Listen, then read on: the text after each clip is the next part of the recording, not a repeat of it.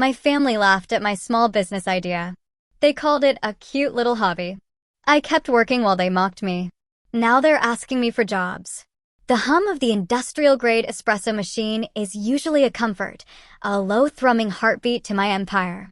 Today, it's a dull ache behind my eyes, a reminder of the thousands of hours, the sleepless nights, the sheer, unadulterated scarcity that went into building this place. My empire. Or, as my dear family so affectionately dubbed it, my cute little hobby. Tone cue, bitter laugh, barely audible. My older brother, Mark, is sitting across from me, his usually slicked-back hair a disheveled mess, his expensive watch, a gift from our parents for his stellar performance at a job he openly hated, looks heavy on his wrist like a shackle. He's avoiding my gaze, picking at a loose thread on the pristine leather upholstery of the chair in my private office. The scent of roasted beans, usually invigorating, now feels cloying, heavy with the unsaid, the unspoken historical resentments that cling to the air like a thick, stale perfume. So, narrator's name, he starts, clearing his throat, the sound rough and uncertain, a stark contrast to the booming confidence he always projected at family dinners. Things are tough. Really tough. I don't respond immediately. I just stare at him, letting the silence stretch, letting him stew in it. I watch his eyes dart around the office, the custom-built standing desk, the triple monitors displaying market analytics for my company, the framed certifications and awards that line the far wall, each one a silent, glittering testament to the hobby he once ridiculed. I can almost hear the gears turning in his head, the sudden, unwelcome realization that this isn't just a corner office, it's a fortress, built brick by painstaking brick, and he's standing on the outside looking in. Mark, I finally say, my voice steady, betraying none of the earthquake rumbling beneath my ribs. You came all the way down here just to tell me things are tough? He flinches. No, of course not. Look, Mom suggested I talk to you.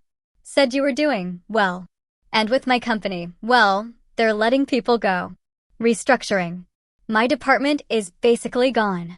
It's a bloodbath, honestly. He tries for a casual corporate tone, but his voice cracks on bloodbath. I lean back in my chair, crossing my arms. And what exactly do you want me to do about that, Mark? He finally meets my gaze, a flash of desperation in his eyes, quickly masked by a forced smile. Well, you're always hiring. You're always expanding. And I've got experience. Management experience. Leadership. I could really bring a lot to your operation. He hesitates on operation, as if the word itself tastes bitter. Operation. Not company. Not business. Still trying to diminish it, even now, when his back is against the wall. This is a classic example of narcissistic supply drying up elsewhere, forcing them to turn to sources they previously deemed beneath them. He's looking for a lifeline, not an equal partnership. He always saw me as a sidekick, never the hero of my own story. This is precisely why I spent years meticulously crafting the legal bulwark around this operation. Wait, I'm getting ahead of myself. To understand this moment, you have to go back. Way back. Before the gleaming espresso machines, before the distribution networks, before the headlines calling my company a disruptor in the artisan food industry. You have to go back to my childhood, to the kitchen table, where the seeds of this historical resentment were first sown. I was always the quieter one, the one with the crazy ideas. While Mark was getting accolades for his soccer trophies and perfect grades, I was in the garage, tinkering, brewing, experimenting. My passion, even then, was creating unique coffee blends and small-batch baked goods. My parents, always so proud of Mark, saw my endeavors as quirky sweet. Oh, bless her heart, she's so creative, Mom would say, patting my head while Mark would roll his eyes. You're going to open a little Etsy shop, huh? Mark would sneer, usually during one of our strained family dinners. Sell artisanal burnt toast? Dialogue reconstruction. Family dinner, 7 years ago, me. No, it's not just an Etsy shop, Mark. I'm thinking about a subscription service, direct to consumer. I've identified a gap in the market for ethically sourced, small-batch gourmet coffee paired with unique baked goods. I remember feeling a surge of nervous energy, trying to articulate my vision. Mom, oh, that sounds lovely, dear. Just make sure you finish your accounting degree, okay? A nice, stable job is what you need. Tone cue. Dismissive but outwardly kind. Dad chuckles, a deep rumble that always made my stomach clench. A little side hustle, huh? Good for you, honey. Keeps you busy. But you'll always have Mark's connections if you ever want to get into something serious. Mark, leaning back, smirking, a piece of roast chicken impaled on his fork. Yeah, imagine. My sister, the CEO of Brenda's Brownies. You'll be slinging lattes, won't you? While I'm closing multi-million-dollar deals. Maybe I can send you some of my leftover office coffee. It's probably better than anything you'll brew. He'd laugh then, a loud, obnoxious bark, and my parents would join in, a softer, indulgent chuckle. That's how it always was. My efforts were met with condescension, their success celebrated with trumpets and parades. Mark was the golden child, his every mediocre achievement amplified, while my genuine passion was consistently belittled. It wasn't just passive dismissal, it was active, insidious gaslighting, making me question my own intelligence, my ambition, my very worth. They treated my dreams as a childish whim, a temporary distraction from the real world of corporate jobs and financial stability that Mark embodied. Looking back, that was the first red flag, or rather, a stadium full of red flags I chose to ignore out of a desperate need for their validation. I kept notes of these conversations, these little verbal jabs, not out of malice then, but out of a need to prove to myself that I wasn't crazy, that their dismissiveness wasn't just in my head. I'd type them into a private document, detailing the date, the exact quote, the tone. It felt like I was collecting evidence for a trial I didn't know was coming. This early forensic descent into documenting their casual cruelty became a habit, a coping mechanism. I poured every ounce of my savings, every waking moment, into my idea. My apartment became a makeshift lab, the kitchen perpetually smelling of yeast and dark roast. The hum of my cheap countertop grinder was my lullaby, the smell of fresh baked goods my perfume. I built my first website myself, learned about SEO, navigated arcane food safety regulations, sourced suppliers. I spent hours hunched over spreadsheets, analyzing margins, projecting growth, often with a dull ache in my back and the knowledge that my family was probably out celebrating Mark's latest promotion. The first few years were brutal. I ate ramen noodles, drove a beat-up car, and watched my friends go on vacations while I worked 18-hour days. My parents would call, "How's the hobby, dear? Still playing around with those coffees?" "It's a business, Mom," I'd say, my voice thin with exhaustion. "It's growing." "Well, that's nice," she'd reply, but I could hear the unspoken "bless her heart" hanging in the air. Mark would occasionally send me an email, a passive-aggressive forward about entrepreneurial delusions or an article about small business failure rates. He was actively engaged in a campaign of undermining my confidence, a subtle form of reactive abuse that forced me into a defensive crouch, even as I was building something real. Each email, each condescending remark, I added to my digital archive, alongside the growing pile of business receipts, legal documents, and detailed growth projections. This wasn't about revenge then. It was about self-preservation, about having indisputable proof of their narrative versus my reality. As my business started to gain traction, slowly at first, then rapidly, the family narrative began to shift. The cute little hobby became that thing she's doing. Then, her small company. Eventually, as my revenue figures started getting mentioned in local business journals, it morphed into our entrepreneurial daughter/sister. The hypocrisy was galling. Around 3 years ago, I realized I was outgrowing my commercial kitchen space. I needed to scale and fast. I went to a local business expo, met an amazing woman, Sarah Chin, a corporate lawyer specializing in startups and intellectual property. She had a sharp, cynical wit that appealed to me immediately. She was my shadow witness, not to my family's direct cruelty, but to the ruthless realities of business, which often mirrored the ruthlessness of familial dynamics. Dialogue reconstruction. Sarah's office. 3 years ago, Sarah, leaning back, her spectacles perched on her nose, reviewing my meticulously prepared business plan. Okay, this is solid. Very solid. Your projections are realistic, your market research is excellent, and your passion, frankly, is palpable. Most people come in here with glitter and dreams. You came in with blueprints and a battle plan. Me, I've had a lot of time to plan. And a lot of motivation. I remember feeling a slight tremor in my voice, thinking of Mark's sneering face. Sarah, a knowing smirk. Family, huh? I hear it in your voice. Let me guess. They thought it was adorable until it started making real money. Me, nodding slowly, something like that.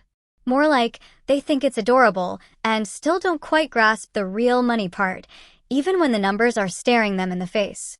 Sarah, classic. Listen, narrator's name. When family is involved, you have to be even more bulletproof than usual. Blood might be thicker than water, but contracts are thicker than both. You need to incorporate, secure your IP, and build firewalls. Not just for external threats, but for internal ones. Because once you're undeniably successful, trust me, they'll come sniffing around. They'll want a piece. Or they'll want to contribute their expertise and try to undermine your authority. You need to be prepared to say no, emphatically and legally. Her words resonated deeply. This was the critical forensic piece I needed. It wasn't enough to just build a good business. I had to build an impenetrable one. I took her advice to heart. We spent months meticulously structuring the company, trademarking every blend, every recipe, every product name. We drafted ironclad employee contracts, partnership agreements, and a comprehensive operating agreement that explicitly defined roles, equity, and dispute resolution. I even added a clause, buried deep within the legal jargon, that explicitly stated any employment would be based solely on merit, skill, and cultural fit, completely independent of familial relationship. It was a preemptive strike, a technical takedown laid in wait for the inevitable. Every single step, every document, every email exchange with Sarah, I archived, timestamped, and backed up in triplicate. This wasn't paranoia, it was strategic self-defense. This was my forensic deep dive, creating a digital paper trail of my foresight and their eventual, predictable patterns. And then, the tide truly turned. My company started winning national awards. Major retailers wanted to stock my products. My revenue exploded. The cute little hobby was now a multi-million-dollar enterprise, employing dozens of people. The same relatives who had scoffed at my burnt toast were now posting articles about my success on social media, basking in reflected glory. The phone calls from mom shifted from, "How's the hobby?" to, "Did you see that article? We're so proud of our girl." Mark, meanwhile, had been coasting. His multi-million-dollar deals were largely smoke and mirrors, his company a bloated corporate entity propped up by venture capital. He was good at talking about success, but less so at creating it. I saw the signs. The increasingly lavish lifestyle that didn't quite match his apparent income, the vague answers about his job security, the nervous glances when the conversation turned to finances at family gatherings. The sunk cost fallacy was at play for him. He'd invested so much into projecting an image of unassailable success that he couldn't pivot when his career started to flounder. Which brings us back to today. Mark, across from me, picking at the upholstery, the scent of expensive coffee filling the air. "So, what kind of roles do you have?" he asks, trying to sound casual, confident, but failing miserably. I'm thinking something high-level, obviously. Director of operations, maybe. Head of sales. You could really use someone with my experience to scale this thing up, take it to the next level. My blood runs cold. The arrogance, the absolute lack of self-awareness. He's not asking for a job. He's trying to parachute into a leadership position, bypassing the years of sweat and tears I poured into building this. He's still treating it like my hobby, something he can swoop in and legitimize with his corporate touch. This is it. The moment I prepared for. Dialogue reconstruction. Present day, my office, me, calmly, deliberately. "Mark, I appreciate you coming in. And I understand your situation is difficult."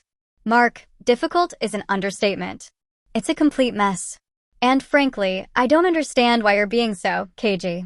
We're family. I'm offering my expertise. You should be thrilled. Tone cue. frustration bleeding into entitlement. Me, let's be very clear, Mark. This isn't a family charity. This is a multi-million-dollar business. Every single position here is earned, not given. We have a rigorous hiring process. We're currently hiring for a junior logistics coordinator, an assistant roaster, and a couple of barista positions for our new retail branch. Mark, eyes widening, a vein throbbing in his temple. Are you serious? You expect me to be a junior logistics coordinator? After everything I've achieved? My management background? My connections? His voice rises, filling the office with a raw, indignant anger. Me, your connections are irrelevant to the day-to-day operations of my company, Mark. As for your management background, we have strict protocols, a specific company culture. We hire based on demonstrated skill, not inflated titles from a previous, unrelated industry. And yes, if you want a job here, you start at the bottom, like everyone else. Prove your worth. Demonstrate you can handle the grunt work, the long hours, the demanding tasks that built this company before you even think about leadership. Mark, this is unbelievable. This is a slap in the face. After all the support, the encouragement we gave you, the way we cheered you on. He stands up, pacing now, his hands clenched. He's rewriting history, gaslighting me in real time, trying to invoke a phantom debt. Me, a cold smile touches my lips. Support? Encouragement? You called it a hobby, Mark. You forwarded me articles about failure rates. You laughed at me at every family dinner. Don't you dare try to spin that into support. I have a detailed archive of every dismissive comment, every sneering email, every casual insult you and Mom and Dad dished out over the years. Dates, times, exact quotes. It's quite a collection. A forensic descent into our family's history of belittling my dreams. I pause, letting that sink in. And as for cheering me on, that only started when the profit margins became undeniable. Before that, I was just Brenda's brownies, a joke. He stops pacing, staring at me, his face pale. The air in the room suddenly feels charged, heavy with unspoken accusations and years of suppressed anger. Mark, you kept track of all that? You're insane. What kind of sick person holds on to grudges like that? Tone cue. Accusatory, defensive, bordering on desperate. Me, the kind of person who was constantly told they weren't good enough. The kind of person who had to build an empire out of sheer spite and determination while being undermined by their own family. It wasn't a grudge, Mark. It was proof. Proof that my ambition was real and your dismissiveness was a constant, toxic force I had to fight against. It was for my sanity, to remind myself that their perception wasn't my reality. He slumps back into the chair, defeated. The bravado is gone, replaced by a hollow despair. So, that's it then? You're just going to leave me to drown. Me, I'm not leaving you to drown, Mark. I'm offering you a life raft. A job. But it comes with conditions. You start at the bottom. You adhere to our company culture. You prove you're here to work, not to usurp. And there will be absolutely no special treatment. If you want to apply, I'll have HR send you the forms. You'll go through the same interview process as everyone else. No nepotism. That was one of the first rules I established with Sarah when we incorporated. He just stares at me, unable to meet my eyes, unable to articulate the words. The ultimate technical takedown. My meticulously structured company, designed to protect itself from external and internal threats, including entitled family members, was now a shield and a weapon. The loopholes he thought he could exploit, the familial connection, were sewn shut years ago. He eventually left, muttering something about having other options. I know he doesn't. He's too proud to accept a starting role in my company, too entrenched in his own inflated self-image. It's a bitter victory. The office is quiet again, the hum of the espresso machine the only sound. The success, the awards, the bustling company, they are all real. But the victory feels hollow.